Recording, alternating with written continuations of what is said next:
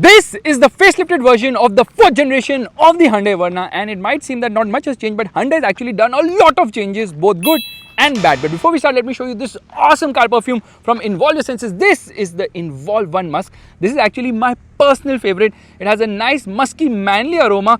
It's super easy to regulate, like you can just regulate it like this. Yeah, super easy to regulate. It does not leak at all, and it is actually Involve's best seller. You can get it with a 10% discount using coupon code FASTBEAM. Click somewhere on the top right corner of the screen right now, or you can actually get it in the next 10 minutes on Blinkit as well. Yeah, this is so freaking damn awesome. I absolutely love it. Why is this a fidget spinner now in my hands? Anyway, straight away, let's open the engine bay of this vehicle, because this is actually the NA engine. You get insulation here, washer fluid goes in right there. There's a lot of space here. Come on, Hyundai, put in a diesel engine right there. But I'll tell you what they have done. They made a lot of changes to the front of the car, and now the top end variant is also available with the NA IVT. Earlier it was only available with the Turbo DCT, which means now the IVT has a lot more features. Okay, they have not done anything about the tube light, but you guys are okay with the tube light in a Tesla, but you criticize Hyundai for no reason at all. I know the design doesn't look as good as the previous one. Now what they have done is obviously made a lot of changes to the front. So it gets a new grille, a new bumper, the revised bumper, and it gets a camera here at the front. Parking sensors were there earlier as well, but the lights have been revised. So this is the low beam, this is the high beam. However, there is no fog lamp. Yeah, there are no fog lamps here, and the cornering function of the lamps has been removed as well. So projector setup here, new bumper. So those are the changes at the front, but you really don't notice the changes because it seems minute. They could have at least given it LED indicators. It still continues with halogen, which is disappointing, but it now gets a rain sensor. So yes, it gets rain sensing wipers, it gets a dash cam as well, and it gets a radar at the rear, the IVT, which means that rear cross traffic alert also works. The alloy wheels have been redesigned very little bit, can't really understand the difference here. 205 is the size of the tire. So 205, 55, 16 is the size of the tires. Well, we need 17 inches, we need an N-line version of the Verna as well. And you know, this wheel obviously has some black elements but silver finishing. You get complete black rims on the turbo with red colored brake calipers. It says auto here. Meanwhile, now you get rear discs in the IVT. So now that's not just restricted to the turbo, which is a very good thing. In terms of length, it's increased by 30 mm because I think the bumper is slightly longer. It is almost 4.6 meters in length. The wheelbase is the longest in the segment at almost 2.7 meters. Meanwhile, it is the widest car in the segment. So yeah, that's quite cool. Now, Hyundai badging here, Great India Drive, because I am at the last road of India, yeah, Dhanushkodi, where I'm shooting this car at the moment. The rear spoiler was added some time back in this car, but at the rear, slight revision to the bumper. You get this silver sort of treatment, you get the diffuser treatment as well, and that's about it. Continues to use halogen in the rear indicators as well. Connected light bar here, and let's straight away open the boot because it is the biggest in the segment at 528 liters, which is big. Well, that's what she said, but the spare wheel is not an alloy. It's smaller size at 185, 65, 15. That's a bit disappointing. They could have added insulation here, but they haven't. The spoiler actually looks quite nice. It kind of looks aftermarket. Yeah, quite nice actually. And they have added two new colors. So there's a blue and there's a matte grey, and they charge rupees 3,000 more for the grey color. Anyways, 4 parking sensors at the rear. And straight away, let's step inside, wherein you would be happy to note that they actually added a rear sun blind. Wow, but you know what? That comes at the cost of a blind here. The blind has been removed from the rear windscreen, and they have cut it into 2 pieces and added it here. Meanwhile, door pockets are big enough, and there's no space only here. Well, Hyundai says it has the passenger walk-in device. Well, they call boss mode as that, and you know what? You can push the seat ahead because it has the boss mode, which is fantastic. No other car in the segment offers this, so this is actually a very good feature to have. In terms of space, obviously very good space in this car.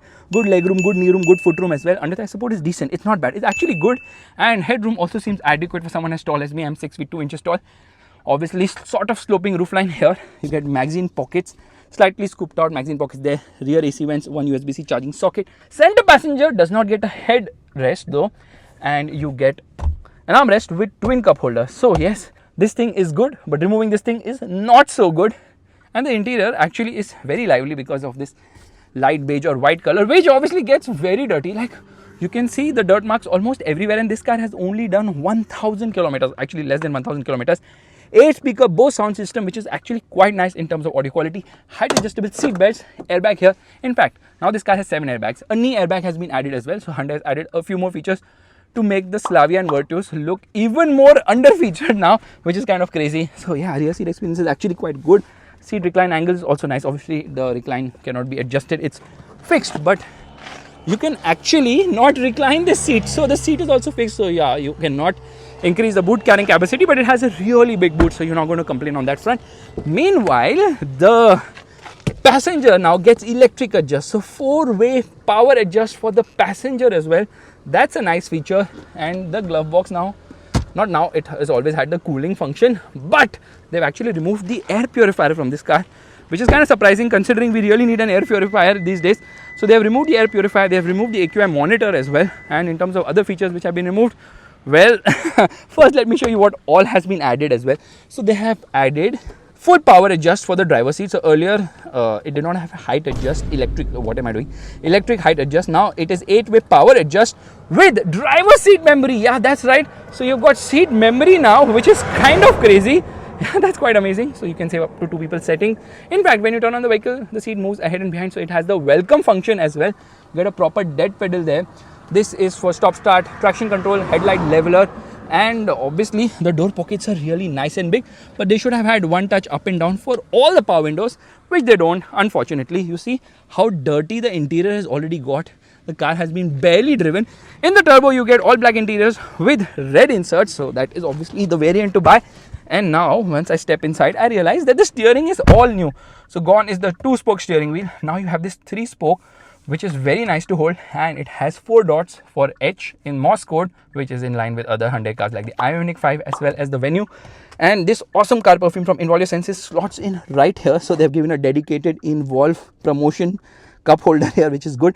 Electric parking brake auto hold now available with the IVT, because now obviously this car is available in top end trim with IVT, not just limited to the turbo DCT, which is good. Some storage space here. This is an open storage here, but the armrest slides ahead and behind, and then you can push to open this as well. Gear lever is nice to hold, and you've got multiple buttons here because now it gets a 360-degree parking camera. Fantastic. Doesn't show me a sunroof here. So yeah, this is absolutely amazing. The quality of the camera and all is superb here. Yeah, look at that animation. Phenomenal.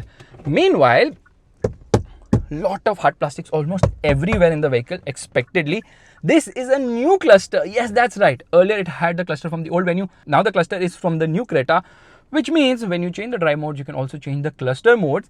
But this is a fully digital unit, 10.25 inch here, 10.25 inch here as well, and it has got the blind view monitor. So when you give an indicator, it obviously shows you who's in your blind spot, because obviously this car has got a 360-degree parking camera now. Yes, auto dimming mirror. This is the dash cam. So even with level 2 ADAS 20 features, it still has a dash cam, which is quite amazing. There's a mirror here. There's no mirror on the driver's side. They could have added that. And obviously it gets a sunroof, a small sunroof. I expect the Slavia to get a big sunroof because obviously the Kushaq has it, so why not give it in the Slavia as well. So this opens quite a lot expectedly for a single pane sunroof. Brings in a lot of airiness inside the cabin. Now let's come to what has been removed. They've actually removed heated seats. So now it only has ventilation. So there are these 2 dummy buttons right here because seat ventilation has been removed. And here you get 2 USB charging sockets. There's a wireless charging pad here. And I love this panel. You know why? Because right now it's for air conditioning and I can switch it to audio. Now this is very innovative. So Hyundai really thinks out of the box when it comes to all this, and physical controls here, which is good. So physical volume controller has been given here. Depending on how you swap it, so that's also fantastic. I really like the way Hyundai innovates and brings in new things and gives us physical buttons as well. Very good and nice. But they also remove features randomly, which is kind of disappointing. So rain sensor has been added here. That is automatic headlights, automatic wipers, and the steering is adjustable both for reach as well as rake, which is also kind of cool. Now this is slick to use, very nice to use. In fact, you've got so many colors for the ambient lighting, for which I have to get into multiple menus into lights, and then there are 64 colors for the ambient lighting. Come on, yeah, there are some predefined colors, and then obviously you can change it as well, which is good. And every time you turn on and off the vehicle, it obviously does this welcome and goodbye animation as well. However, Apple CarPlay and Android Auto continue to be wired. What? Are you crazy? Yes, wired CarPlay not wireless, because this is an old infotainment system architecture. So the electrical architecture does not support wireless, because there is only, I think, one controller which is for the connected car, and lower variants which do not have connected car actually have wireless CarPlay. That is kind of bizarre. It also gets adaptive cruise control in the IVT, which was missing earlier, and obviously it has LVD. I can't say the whole thing, but it tells you if the lead vehicle has departed. So in case you come to a halt and the car ahead moves, it will tell you that, you know, the car has left, you need to follow it properly. Now this car has got 5-star rating from obviously Global NCAP, but they said the overall chassis and all was not stable, but at least it's got 5-star, which is kind of nice, because Hyundai is finally focusing on safety. Camera quality is actually very, very, very impressive. And you know what you can do? You can actually remote start the car. That's also possible. So let me turn off the vehicle now. Obviously you hear the goodbye sound, and the seat actually moved behind all the way. Let's get out. Yeah, ambient light comes here as well. Very premium in that sense. So, you know, on paper you're like, not much has changed, but when you sit in the car and experience it, you realize there are a lot more features in this vehicle when compared to... There, the car turned on. That's so damn freaking cool when compared to rivals. So this year is the year of the sedans. So let's start giving it the beans right away. All right, let's start driving. Oh, seat is moving behind. That's cool. And this obviously is having the welcome and goodbye animation, a typical Hyundai thing. And let's turn on the car. Full swipe up thing there. And straight away, let's turn off the air conditioning. I love physical buttons. Drive mode into sport. Traction control off. I keep it pressed. It'll completely turn off. First it gets limited, and then it completely disables traction control and ESC. Straight away into drive, and hazard lights off, and off we go. Before that, obviously, once I start rolling, I turn on the camera. I stop here. Left foot on the brake, right foot on the accelerator, revving the motor, revs till 2000 RPM, and off we go. Come on, come on, come on, come on, move. Oh my goodness. It just takes so long to get going, because this engine is not the right one to use in the mountains. We are in the mountains right now, and the car just doesn't feel fast enough. It feels very sluggish, very slow, because this is the 1.5 litre MPI, naturally aspirated. There is no turbo here, no turbo lag as such. Response on part throttle is good. It's very refined as well, gets vocal in the higher end of the rev range, especially with the automatic, which is an IVT, which is basically CVT. Hyundai likes to call it IVT, intermittent variable transmission. It's actually CVT, continuous variable transmission, which obviously has the rubber band effect. It has 8 steps to it, but you know, this simulated gear shifts simply don't work. Making a quick overtake, oh my god, it takes a lot of time, and it's never quick, because there is so much sluggishness in this engine, because it makes just 115 PS of power and 144 Newton meters of torque. So naturally performance isn't the best here. And then obviously you have manual control here, which doesn't really help as such. In fact, if I slot the gear lever towards myself, I come into manual mode, which does it hold on to? No, let's see. Okay, no, it upshifts around 6,500 RPM, but performance isn't great. It's just that, you know, that rubber band effect is just too pronounced in the higher end of the rev range. So not for spirited driving. When you drive it sedately, yes, you will definitely enjoy driving this car. So for the city, this is good. Out on the highway, absolutely not. It just doesn't have the punch, doesn't have the performance either, and just doesn't go ahead quickly. So yeah, you have to plan your overtakes. And the problem is the steering is not good either.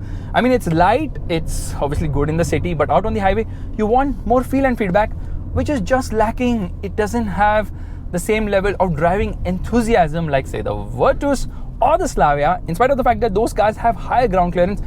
So yes, not a driver's car by any means of imagination. However, ride quality is actually good, because the suspension is on the softer side. So yes, there is body roll, quite a lot of body roll.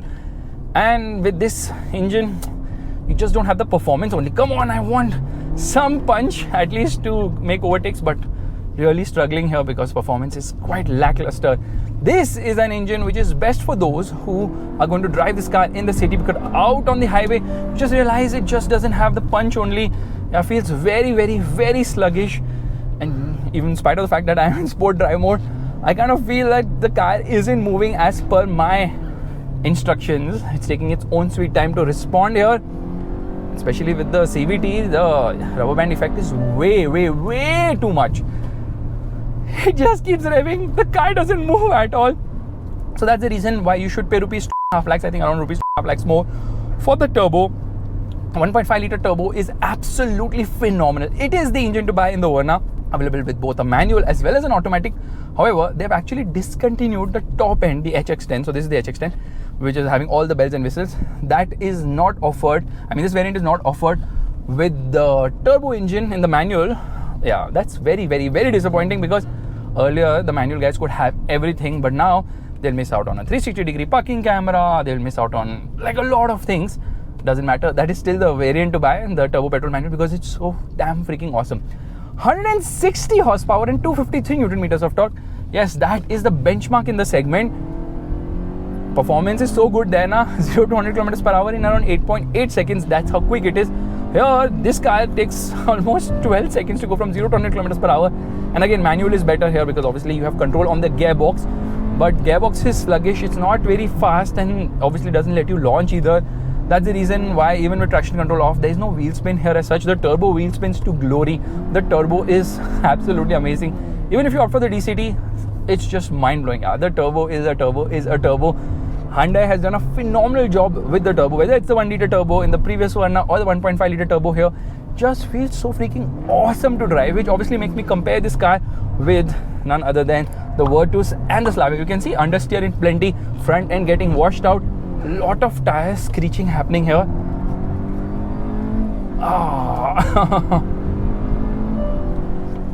I just wish this was the turbo. It would have been so much fun, but I've done a comprehensive video on driving the turbo, that to the manual, so you can obviously search for that. First gear 53 and wheel spin on upshift as well. So it is going to reach 96 kilometers per hour in second gear. My goodness, this engine is super potent. Here today, I think the MPI is the more famous variant, or the more popular one, or the one which sells more, because obviously, Slavia, because of more aggressive pricing, which obviously brings me to the competitors in the segment. There's obviously the Virtus, there's the Slavia, there's obviously the City. Actually, the City is more expensive than this one. Meanwhile, the Slavia is cheaper than this one when it comes to the entry-level variants. Top end, almost everyone is very expensive, but the City is much cheaper, because obviously the City doesn't have a turbo, right? So turbo engines obviously add to a lot of cost, but the Slavia's pricing with the 1 litre turbo is absolutely mind-blowing. I am telling you, Skoda has nailed it with the pricing of the Slavia. And in spite of the fact that the Slavia and the Virtus twins have higher ground clearance, they simply are the better handlers, better steering feel, better handlers, better judge suspension there. I mean, the ride is better here because it's too soft, and that softness is good for our bad roads. But you know what? With this generation of the Verna, Hyundai has made such great changes. The suspension, the handling, everything is better. It doesn't hop around, doesn't feel hairy. It feels very sure-footed. Obviously, it's not as much a driver's delight as competitors, but then the kind of features this car offers, the competitors simply don't offer the same level of kit. So Hyundai has obviously decided to, take the Verna a step up in terms of offering a lot of features and a lot of kit. I know they removed a few features, but I think they were anyways useless. Come on, respond. Okay, voice commands. I didn't ask you anything. So now let's change the drive mode here, and I come into eco drive mode. It dulls things quite a lot, and I can feel that the engine is not as responsive, and I feel the steering is also lighter. So these drive modes, they make changes to the engine, they make changes to the steering as well. So steering response is dramatically better when you come into sport mode. It just feels a little heavier, but you can't really make much of a difference between the various drive modes because the changes are not that dramatic as such. And come on, power. It sounds very, how do I put it? It has this whining sort of a sound. So the bass is missing. It's loud in the top end, but just doesn't feel that music to the ears. Like say the Honda City. The City obviously has a phenomenal NA engine. Nothing beats the City in terms of performance and fun. Obviously, I can't compare the 1.5 litre VTEC engine from Honda with the 1.5 litre turbo engines from competitors because obviously much different in terms of performance. But the City's pricing, and of course the pricing of the 1.5 MPI and the 1 litre turbos of the European rivals, makes them all compete with each other. So Honda doesn't really have a competitor to this, to the 1.5 turbo. But remember one thing, Honda actually has a hybrid, and these car makers are yet to bring a hybrid. I expected Hyundai to get a hybrid first. Honda got a hybrid in the Civic way long back, so I don't know what Hyundai is waiting for. This car is definitely not for spirited driving. Okay, let's come into the normal drive mode here, and you can obviously link it as well, the cluster mode.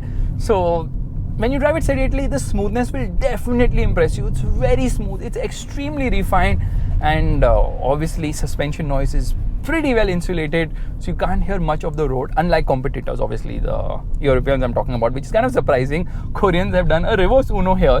So in terms of pricing, the range starts at rupees 13.07 lakhs and it goes all the way to rupees 21.79 lakhs. So expensive sedans, because the Verna is now as expensive as the Elantra when the Elantra was on sale. They are trying to make things more expensive. All the car brands are doing the same thing. Remember, C-Class costs E-Class money nowadays, and the CLA costs C-Class money. So everything is being pushed to another segment just so that brands can obviously profit more. Now this particular variant is 20.47 lakhs, which makes me wonder, the price difference is 1.5 lakhs, even lesser actually. I was thinking turbo is going to cost 2.5 lakhs. Did I say 2.5 lakhs? Yeah, I have to beep that. So the turbo is actually just rupees 1.29 lakhs more, which is complete value for money, extreme value for money. Dude, what are you doing? I think he needs to turn up, so he obviously has to come from the wrong side. Now, if you get the manual, you save rupees 1.42 lakhs, which is money well spent or saved. And there are 33 variants of this car, which is a lot of variants. And why does it have so many variants? Well, because there are matte colors, there are dual tone colors, and because of all those, the number of variants increased. Realistically, this car is only having 6 trims. So there's the HX2, HX4, HX6, HX6 Plus, HX8, and the HX10. This is the HX10. The HX8 is the top end for the manual, for the turbo manual. Yeah, no longer top end HX10 available, or rather the SXO, which was the nomenclature earlier. Now they've changed to HX, similar to the new Venue, obviously. So realistically, there are 12 variants on offer of this car. But if you're going to buy this particular engine, it's only for the pricing. So you're not going to opt for the top variant, which makes me wonder, why would you pay 1.5 lakhs more for the Verna when you can get the Slavia Classic for 11.47 lakhs? That's obviously a turbo petrol manual, much better than the MPI manual, which Hyundai is offering here. And now when the city is going to get an update, it feels like the sedans are just going to come back into the market in 2026, because all the sedans are getting an update. Hyundai moved first with the Verna Facelift, then City is getting an update, then obviously we'll have the Slavia and the Virtus. All 4 sedans getting an update, which is crazy, but I miss diesel in a Verna. In fact, the turbo variants have been curtailed from 5 to 3 now, which is kind of crazy. I don't know what they are doing. Maybe because of data they realized there's no point having so many variants of this car. And they've also increased prices. Top end variants of the new or the facelifted Verna are around rupees 1 lakh more expensive now. Honestly, the changes and the feature additions and all that is a good thing, but I'm really disappointed by the fact that why have they removed the top end from the petrol manual, the turbo petrol manual? Because obviously that is the particular variant to buy, because a turbo is obviously a turbo, but that is gone, unfortunately, which really disappoints me. Because obviously I can do without features, but there are a lot of features which are not there in the HX8. For example, it doesn't get 360-degree parking camera, doesn't get boss mode, doesn't get power driver's seat either, and doesn't get a fully digital cluster. In fact, the 7th airbag is also missing, so it gets only 6 airbags. And on that disappointment, it's time to end. Thank you so much for watching. If you like this video, just make sound, that's it. If you like this video, make sure to give the thumbs up, that's the like button, and don't forget to subscribe to the channel and check out this awesome car perfume from Involve Your Senses. This is the Involve One Musk, my absolute favorite. You know what, you can get it on Blinkit now, which means you can get it in 10-12 minutes, or you can even get it in the Amazon sale for an attractive price, or you can use my coupon code on Involve's website for getting a 10% discount as well. That's the Creta EV. Bro, what are you doing, bro? Stopping in the middle of the road. Brakes are actually nice here.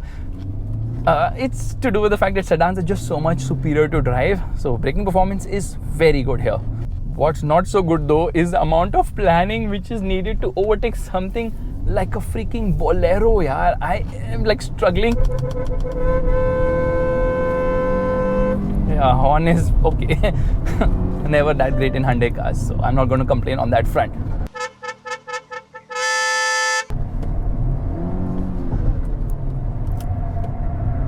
Bye.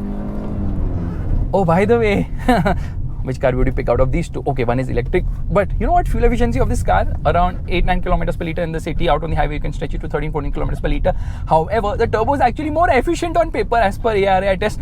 But one more thing about the turbo, if driven hard, is obviously going to drink a lot more fuel, because that's how turbo petrol engines work. Come on, that's a TSI, and that's by TSI.